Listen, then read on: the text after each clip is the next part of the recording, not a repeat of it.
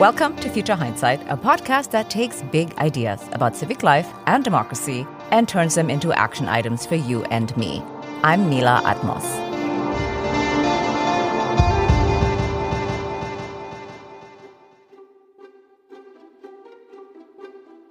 It's 2024, and the future of America is in your hands.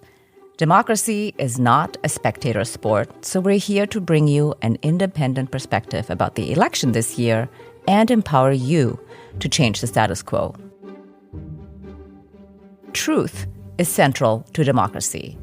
Yet we are firmly in a post-truth world where we are all well past shouting fake news at each other, but swimming ever more deeply into muddy information waters. To learn more about the dangers of disinformation and how we can defeat it, we're joined by Barbara McQuade. She's a legal analyst for NBC News and MSNBC, co-host of the podcast #Sisters-in-Law, and a professor at the University of Michigan Law School. Her first book, Attack from Within: How Disinformation is Sabotaging America, is out now. Welcome, Barbara. Thank you for joining us. Thank you, Mila. Glad to be with you. So there is a long history of information manipulation. It's perhaps as old as time. But just so that we're all on the same page for this conversation, how do you define misinformation and disinformation, and what's the difference between the two? Yeah, I know a lot of people use those two terms interchangeably, but in my book, I really separated the two out because I wanted to discuss them differently, because I think there's different intent behind them. So disinformation, as I define it, is lies and misleading statements designed to evoke an emotional response to manipulate people and deceive people deliberately. Sometimes people ask, isn't that just a fancy word for lies? It is, but it encompasses more than just lies. It is a term that comes from counterespionage. It is this idea of deliberately trying to manipulate people through that false message that pushes our buttons in some way. So that's disinformation. Misinformation is kind of its unwitting cousin, and that is when people read something they believe to be true, and then they repeat it, and in that way become sort of a useful idiot for the disinformer by sharing something they believe to be true that is in fact false. I'll tell you about a time, Mila, I myself fell for some disinformation and became a propagator of misinformation by sharing it and passing it on. There was a story I read online about NFL quarterback Patrick Mahomes saying that he had refused to play another down until the Kansas City Chiefs changed their name to something that was not offensive to Native Americans. I thought, wow, that's a big story. One of the highest paid players in the NFL is going to take a stand on this issue. That's amazing. So I retweeted that. And then later that day, I was talking about it with my husband and my son, and they said, I haven't heard anything about that. Are you sure that's true? And it caused me to go back and look at the tweet I had retweeted. And I noticed that it had come from a credible source. It was an ESPN account, right? That's a credible sports journalist outlet. But when I look a little closer, I saw that the account was not their flagship sports center, but it actually said Sprots Center. Misspelled, SPROTS. And I realized it was a fake. So I took down my post. But it's a great example, I think, of how disinformation works. So, it looks for issues that are divisive in society. This idea of using team mascots with Native American names that elicit some either outrage or excitement and encourages people to promote it. Maybe you want it to be true or you don't want it to be true. Whatever it is, it's how disinformation works. And shame on me for passing that on without verifying its authenticity. Yeah, thank you for sharing that example, because it just shows how easy it is to manipulate the information. And, that is a small typo, so to speak. Obviously, that's on purpose, but it's hard to see right away because our eyes are trained to see the correct word. Like if you take one of those spelling quizzes that used to exist on Facebook all the time, can you still read this? Even if the words are spelled incorrectly. So, of course, we are squarely in post-truth times. And like you said, it's difficult to ascertain really what's true anymore, even for those who are well-informed like yourself. And Tim Snyder said that post-truth is pre-fascism, precisely because it seems that everything is a lie, all politicians are crooks, nothing matters anymore. And we know that this is part of the authoritarian disinformation playbook. So how does that playbook work for them to gain power? Yeah, absolutely. And it's such a good point because one of the strategies really is to just exhaust us by constantly pumping false claims into the media ecosphere. We see these things and we don't know what to think, right? The cries of fake news. And this is something that exists in Putin's Russia. This idea of I'm going to bombard you with so much conflicting information that you're not going to know what's true and what's not. I'm going to tell you that everybody's corrupt, that there's really no such thing as truth. Everything's PR, everything's spin. And so if you can't trust anybody in politics, then you might as well vote for the guy that will give you the greatest prosperity or shares your values in terms of the identity of the country that you want to seek. And at some point, people become cynical about politics or numb or disengage from politics altogether. And that is, the goal of authoritarians, to get the people to care less about what's going on in the world so that they can take the power for themselves. So that's certainly an essential part of this authoritarian playbook. Mm-hmm. Well, even if the authoritarian doesn't win power or gain power effectively, notably Trump lost the 2020 election, disinformation is still dangerous, though, right? Like one of the things that you say, or actually your book, first of all, is a beautiful book and very, very comprehensive. So anybody who has not read your book should read it. It's definitely one-stop shop. Everything is in there. You don't have to read another book on this topic. But even if you lose an election and you can't quite get to power, disinformation is dangerous to public safety and national security. It erodes the rule of law and destroys democracy. And since we are a pro-democracy podcast, let's talk about the democracy bit first. How is disinformation dangerous to democracy? Yeah, that's such a huge issue because, as you said in the introduction here, that democracy depends on truth. It depends on an informed electorate. Liz Cheney, who lost her House seat because of her role in the January 6th committee investigating the January 6th attack, talked about how we cannot abandon truth and remain a free country. So truth is so critically important, but it's in a number of ways. Most directly, in attacking our free elections, whether it's to influence the outcome with a particular candidate or to suppress the right to vote, keeping people away from the polls with false claims, or simply undermining public confidence in fair elections, because that causes people to disengage. If people think that the elections are rigged, then they won't bother to show up at the polls. And that's something that's very damaging. Since World War II, it has been the foreign policy of the United States to promote democracies around the world, to lift up democracies, to engage in democracy building, because it is the belief of the United States government that when we have lots of democracies around the world, that will benefit the national security of the United States, because we will have fewer wars, we will have fewer famines, we will have fewer refugee crises, we will have more and better trade partners. So all of those things inure to the benefit of the United States. But one thing we're seeing now is the backsliding of democracy around the world. And in many ways, it is this attack on the 2020 election that has brought us here. One of the things that happened after the attack on the Capitol, those horrible images of people storming the Capitol, engaging in hand-to-hand combat with Capitol police officers, storming into the Senate chamber and trashing the place. In Russia, one government official said that American democracy was limping on both feet, and the United States was no longer the model for democracy around the world. In China, President Xi said January 6th was an example of how democracy doesn't work, and that we should abandon democracy as a form of government. And in fact, a strong central leader is what's necessary, because after all, the goal is not democracy, but prosperity. And when you have a strong leader, you can deliver on things when people can't disagree on things. Of course, not to mention that in China, people are jailed for being journalists or protesting or being dissidents in other ways. And so it's really damaging to democracy. Some of the things that Robert Mueller concluded in his investigation of the 2016 election was some of the tradecraft that was used by Russia to influence that election.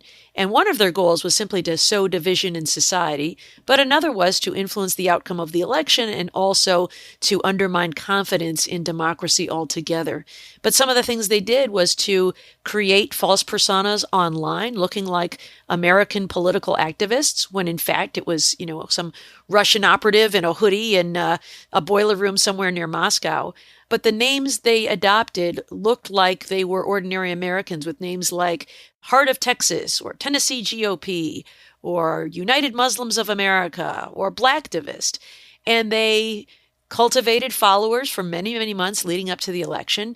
And then as the election drew near, started saying things that were intended to be very divisive, in some to push Donald Trump and to undermine Hillary Clinton. For example, Blacktivist, who was posing as a black political activist and had amassed hundreds of thousands of followers, posted a message that said, Hillary Clinton has never done anything for our community, suggesting the African American community. So we should send her a message by staying home from the polls on Election Day. Now, we'll never know how many people heeded that call to stay home on Election Day, but if even only a few voters in a swing state that was decided by a narrow margin did so, that could have had a dramatic impact on the outcome of the election. So all of these things, whether it's trying to influence the outcome or whether it's trying to keep people away from the polls or it's trying to undermine confidence in democracy altogether, all of these things are damaging democracy. And then one last thing I'll mention, Mila, and that is in response to false claims that the 2020 election was stolen, we have now seen a number of states pass laws making it more difficult to vote. Georgia, Florida, Texas, Arizona, Wisconsin. All of those states have made it harder to vote. And when asked why they needed to pass this legislation, the answer was to prevent all the voter fraud. And so instead, it's going to have the effect of making it more difficult for people, particularly people of color, people of lower income, students, likely Democratic Party voters, from getting to the polls on Election Day. And, democracy means that we should have one person and one vote. But when there's a thumb on the scale like this, some people aren't going to be able to vote altogether.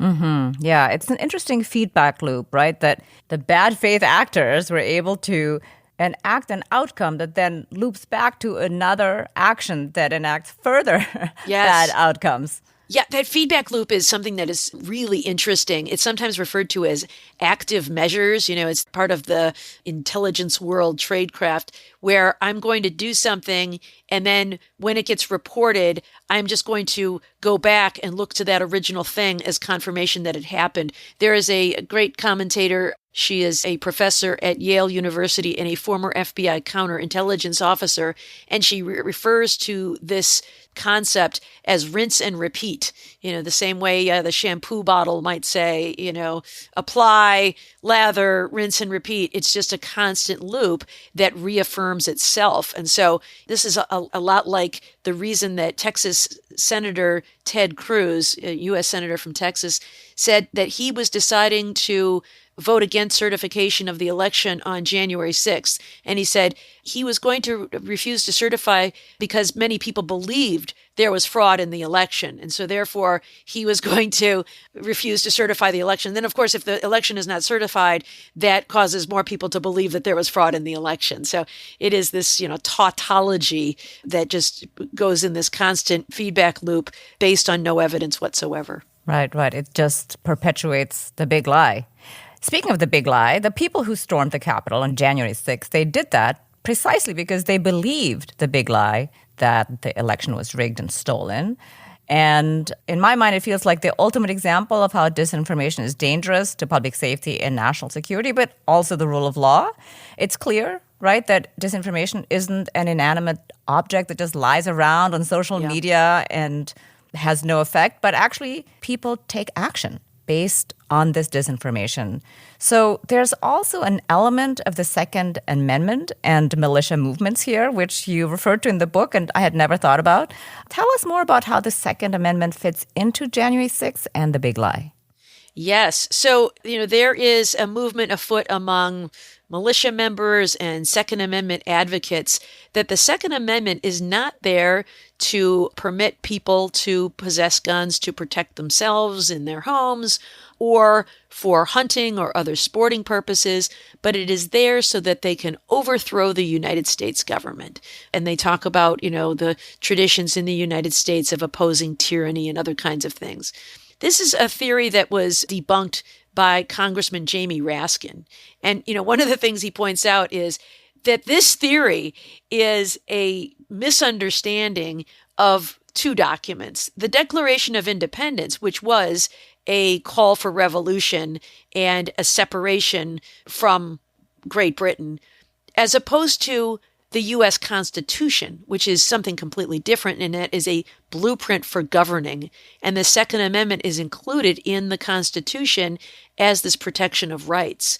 But the idea that the Second Amendment is there to allow citizens to overthrow our government is completely nonsensical and inconsistent with everything in the U.S. Constitution. Of course, the Second Amendment itself talks about the need for a well-regulated militia.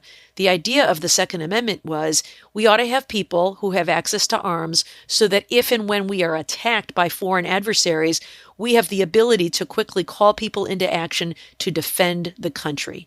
That's the idea behind the Second Amendment. And then there are other parts of the Constitution that support that idea.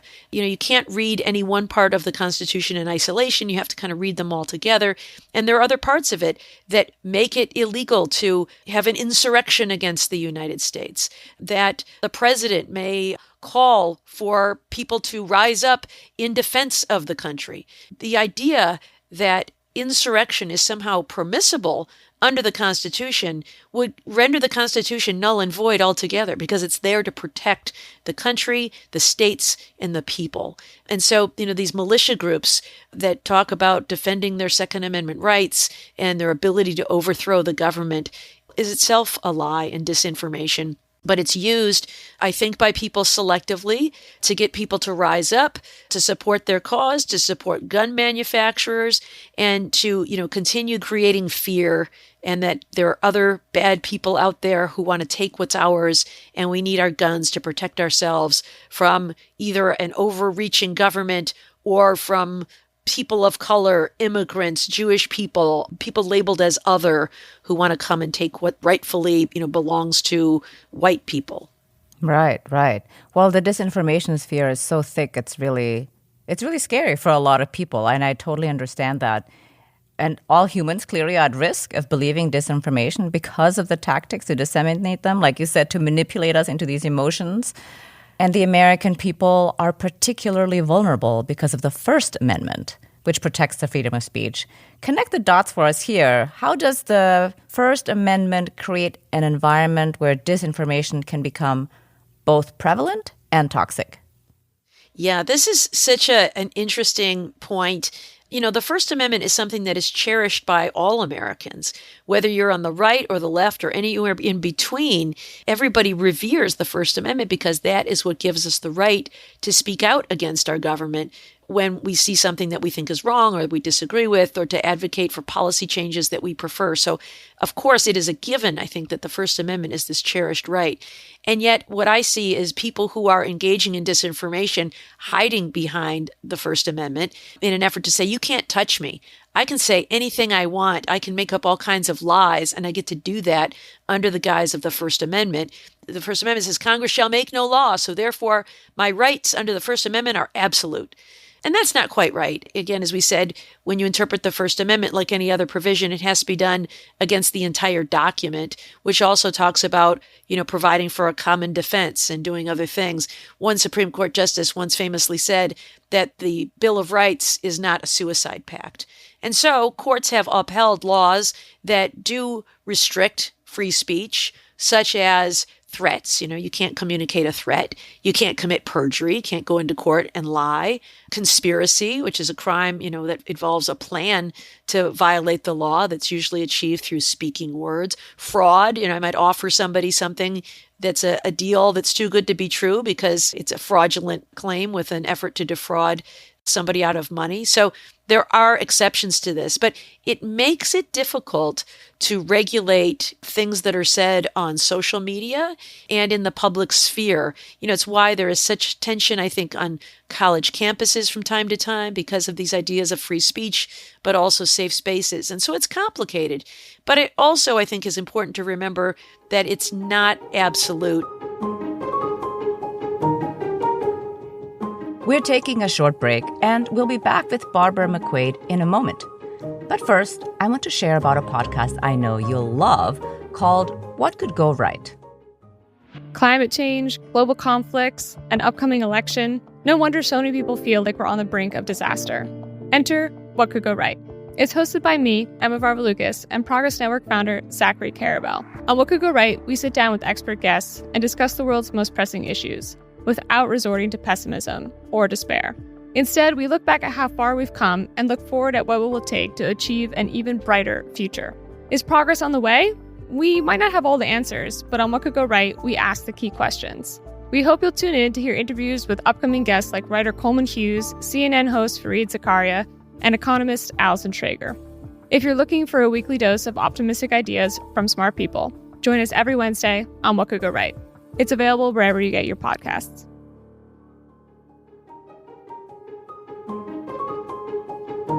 And now, let's return to my conversation with Barbara McQuade. You have some really great ideas, and I will go over those. But before I ask a question about how we could potentially regulate tech companies, I feel like we should try and figure out what everyday people can do in their daily lives. Like you said, there's so much apathy and cynicism. Like basically, it's so confusing. People just throw in the towel and they follow fashion or celebrities or food, and they don't really follow news about politics, policy, the things that actually impact their daily lives. So with all that's going on, I think it's really easy to feel powerless, and we can easily become unwitting dupes in spreading misinformation. So how do we protect ourselves as individuals? How can we discern the truth? Yeah, I'm so glad you asked that, because I think that is the place to begin is if each one of us individually can learn some skills to detect disinformation, then we can begin to help others. So there are a number of tips. I include them in the book. First is when you see something online, you read it somewhere. If it is something out of the ordinary, you should look for a second source. Something I failed to do in my Patrick Mahomes example. If I had simply looked to see whether that story was reported anywhere else, I would have realized it was not, and that should be a good clue that maybe this story is not accurate. I think another important thing to do is when you see a news story, you should actually read the story and not rely solely on the headline. Headlines today are often designed to generate clickbait. If you click on the story, you'll see the ads, and that is half of the battle for the publishers.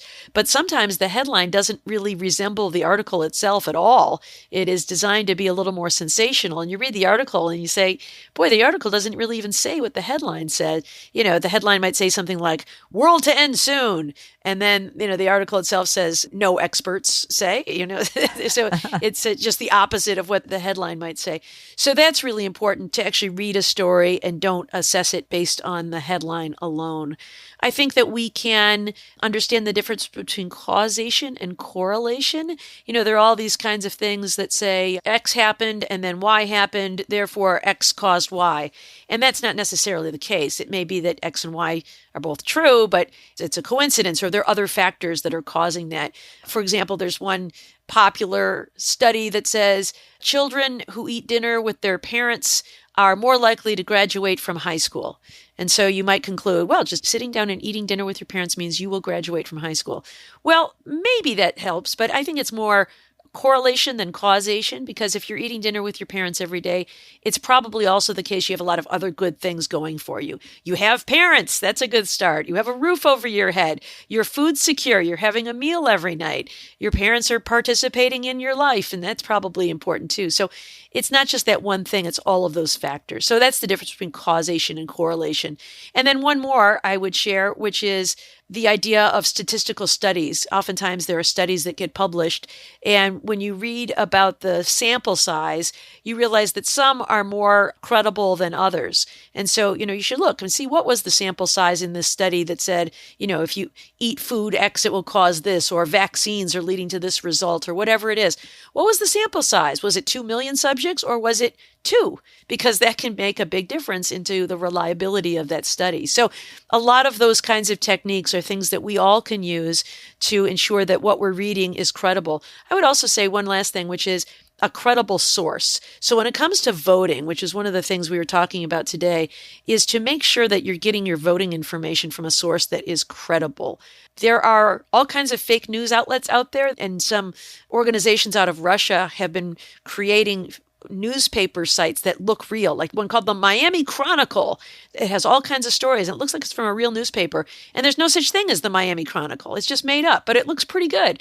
When you're looking for things, go to the authoritative source. So if it's about voting information, your Secretary of State's website will be very good on voting information. Or the League of Women Voters, nonpartisan organization dedicated to providing accurate information about voting to all citizens.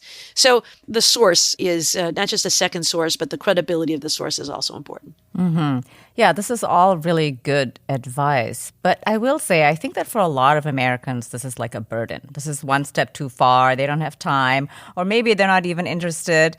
But I agree with you that we must make truth our national purpose. And to that end, you suggest a few ways to, well, actually not a few, you suggest a lot of ways to reduce disinformation from the demand side, which include conducting public service campaigns, promoting civic engagement, and teaching media literacy, which is essentially what you just talked about.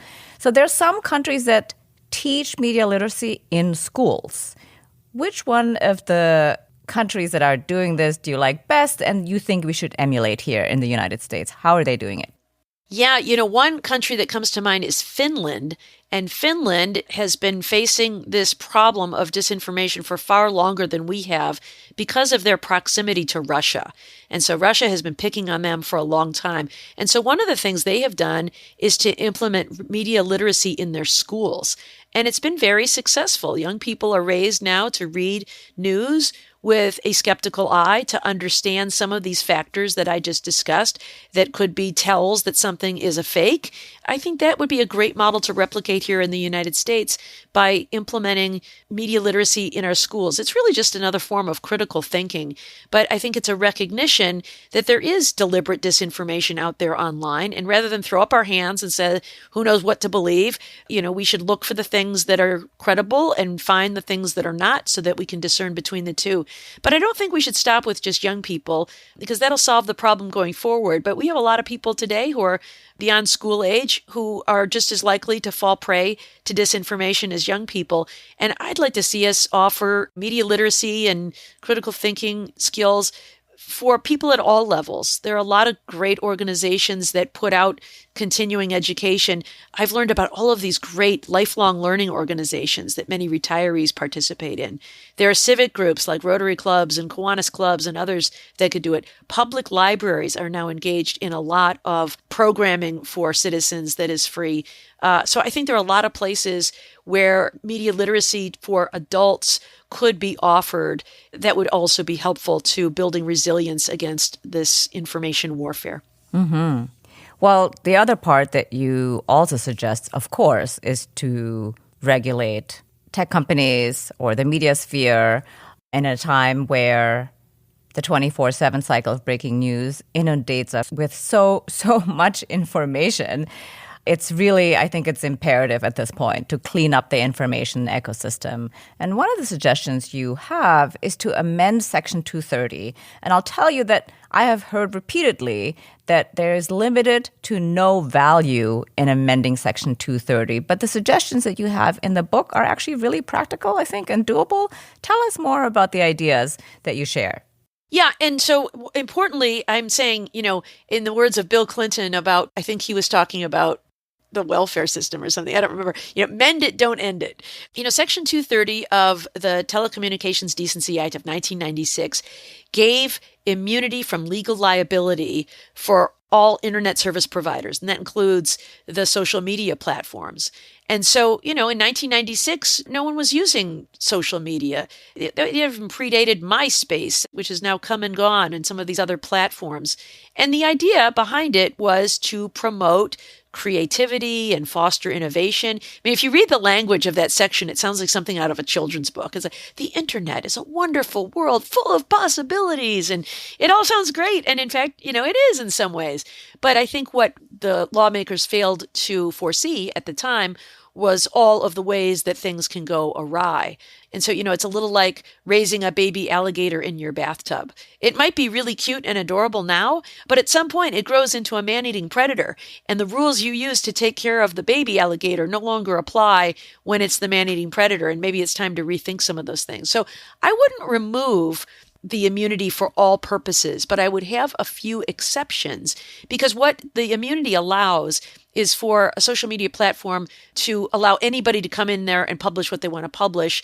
And it protects the social media platforms from legal liability in case you or I put something defamatory on there about somebody. They can't possibly monitor the billions of messages that are posted there every day. It would put them out of business. But I would propose regulating only the things that they themselves are controlling. And so not the content posted by others, but things like their algorithms, or things like the way they scrape their data, or things like the money they accept for ads and requiring disclosure of who's paying for them. So with regard to algorithms, for example, we know from the Facebook whistleblower named Frances Haugens, who testified before Congress, that the biggest problem on social media isn't the content, but the algorithms. And that's what she said. She said at Facebook, they had deliberately programmed the algorithms. And, that's just a computer program that tells the platform what to do and how to sort information and other things. She said they deliberately programmed the algorithms to maximize content that would outrage people. They gave new emojis that you could rank things. If you liked it, you can give it a thumbs up or a smiley face, but they also started asking people to indicate that they didn't like something or that they hated something. And the higher the score of anger or outrage or dislike, the more likely it was to rise to the top of everyone else's feed.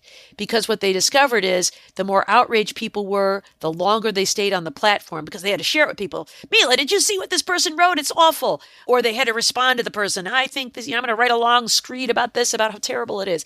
And the longer people stay online, the more Facebook is able to sell its advertisers for higher rates. Outrage equals money for Facebook. And that was the big disclosure of Frances Haugens. And so why can't we regulate the algorithms? This isn't something that other people are posting online that the social media companies can't possibly monitor because of the volume. This is something they're creating for themselves. And so that's something I think that could be regulated and overseen, and at the very least disclosed so that people know if they're being manipulated. I think the same is true with regard to the way social media companies scrape our private data and sell it to data brokers, who in turn sell it to commercial enterprises and to political consultants.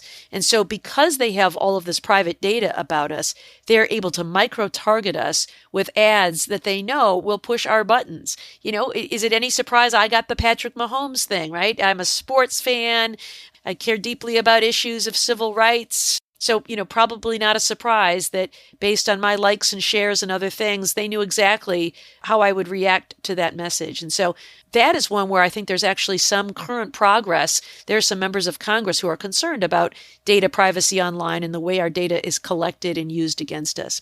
And I think the third thing I would propose that I mentioned, Mila, is that when social media platforms accept money in exchange for ads, they ought to disclose who has paid for that ad. When it comes to political ads on television or radio, if there is a paid political ad, there's a requirement that there be a disclosure as to who paid for it. That's why you hear like, I'm Donald Trump and I approve this ad, or I'm Joe Biden and I approve this ad. There is no similar counterpart online. And so it could be that an ad is paid for by a campaign or by special interest or by a foreign actor. And I think that if we simply disclose that, that could help people to assess the credibility of the messenger of that message.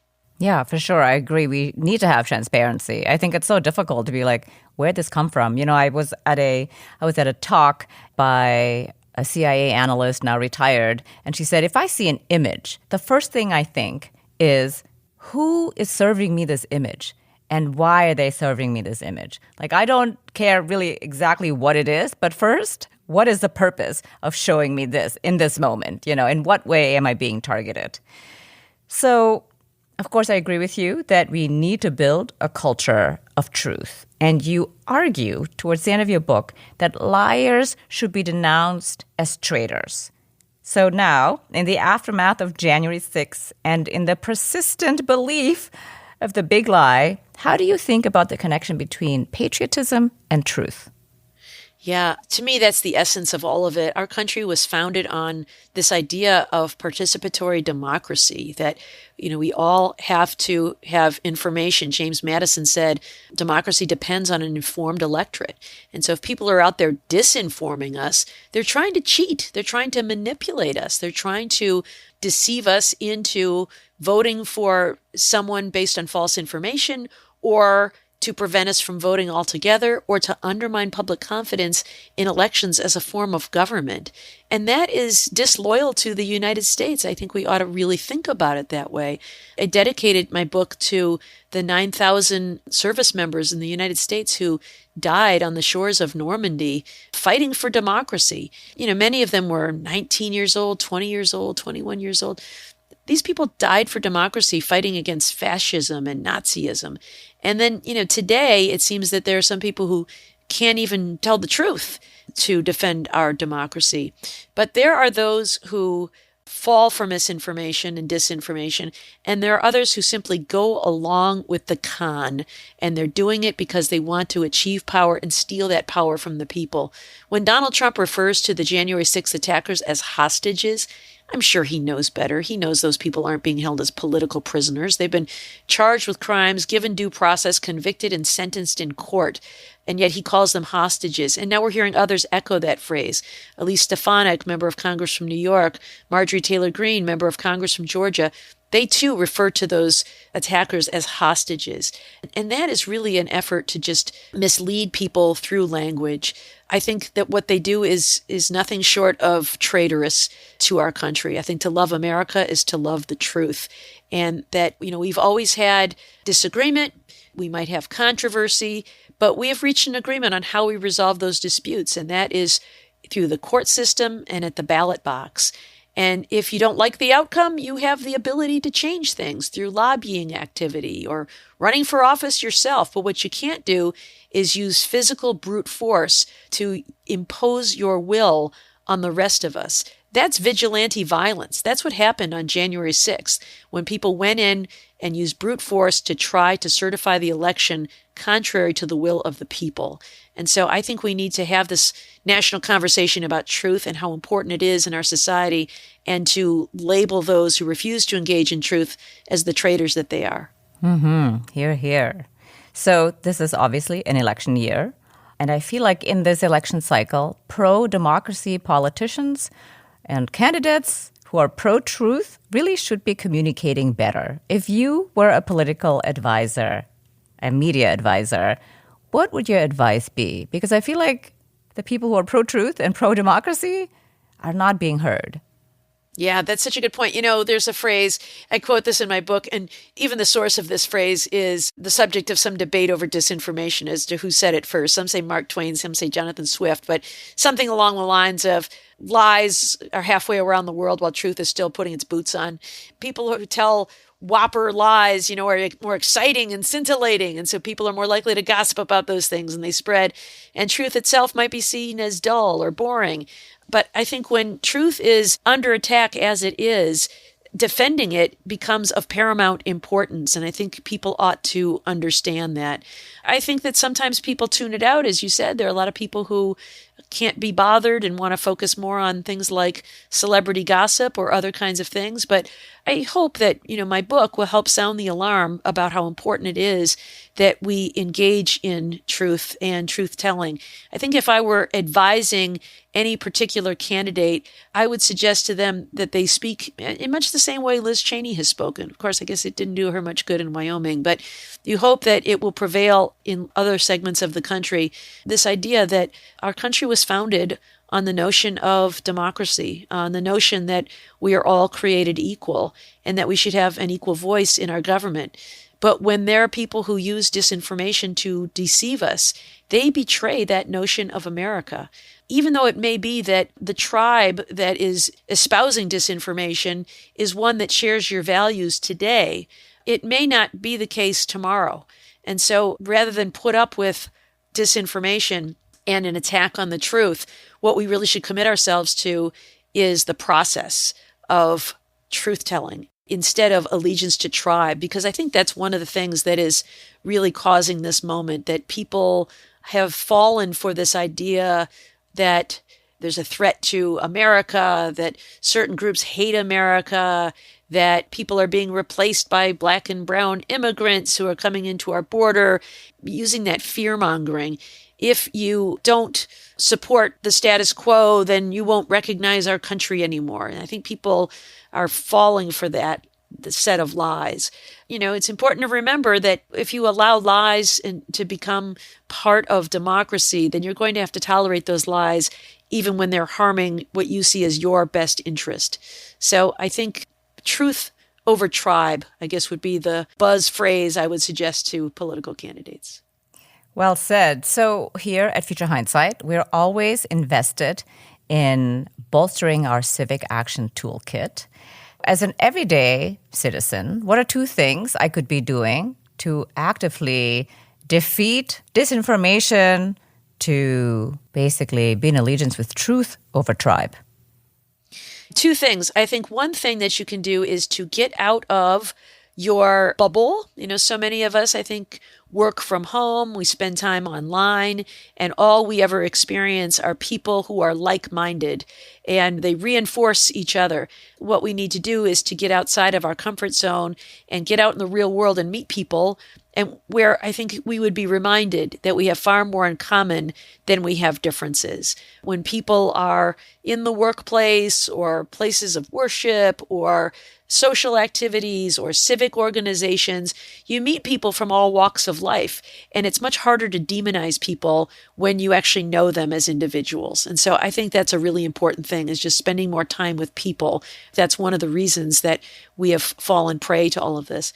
I think the other is, as this election year approaches, and we know that disinformation is coming in an effort to upend our democracy and our elections, I think we need to make a plan for getting accurate information for ourselves for voting, and to be able to share that plan with other people. So whether it is I'm going to get information from my Secretary of State's website or my county clerk's website or my city clerk's website or the League of Women Voters, whatever it is, having that plan so that if you start seeing things that you think sound a little squirrely, you know where to go for accurate information. And I think sharing that with our friends and family is important too. Yeah, good advice. So as we are rounding out our conversation here today, looking into the future, what makes you hopeful? One of the things that makes me hopeful, I think, is the students that I get to work with. As a law professor, I spend every day with young people who are bright and curious and do care about truth and are willing to call out when they see people engaging in disinformation and manipulation and other kinds of things. And so I am hopeful that we're in a very difficult and dark period in American history right now, but that it won't last. I don't think we will overcome it just by hoping it goes away. I think it will only go away by action. But I see young people committed to defending truth, to critical thinking, to process over outcome, and that's what gives me hope. That is indeed very hopeful. Thank you so much for joining us on Future Hindsight, Barbara. It was really a pleasure to have you on the show. Thank you, Mila. It was a great pleasure talking with you as well. Barbara McQuade is a legal analyst for NBC News and MSNBC, co-host of the podcast #Sisters-in-Law, and a professor at the University of Michigan Law School. Her first book, Attack from Within: How Disinformation is Sabotaging America, is out now. Next week on Future Hindsight, we're joined by Daniel Alvarenga. He's a journalist who covers issues pertaining to immigration, racial equity, and Latinx cultures. He's also the podcast host of Humo, Murder and Silence in El Salvador. LA is the home of gangs like MS-13 and Calle 13, 13th Street. And they started because they were Salvadoran refugee children who came into Los Angeles in the 1980s. And remember, these refugee children experienced war. Some of them might have been child soldiers. And so they entered an environment in Los Angeles that already had gang culture, that already had this antagonism between youth of color and the police. And to defend themselves from everything going on and from the lack of social services, because this is the Reagan era, many formed gangs to defend themselves. That's next time on Future Hindsight. And before I go, first of all, thanks so much for listening. If you like this episode, you'll love what we have in store. Be sure to hit that follow button on Apple Podcasts or the subscribe button on your favorite podcast app so you'll catch all of our upcoming episodes. Thank you. Oh, and please leave us a rating and a review on Apple Podcasts. It seems like a small thing, but it can make a huge difference for an independent show like ours. It's the main way other people can find out about the show. We really appreciate your help. Thank you. This episode was produced by Zach Travis and me. Until next time, stay engaged.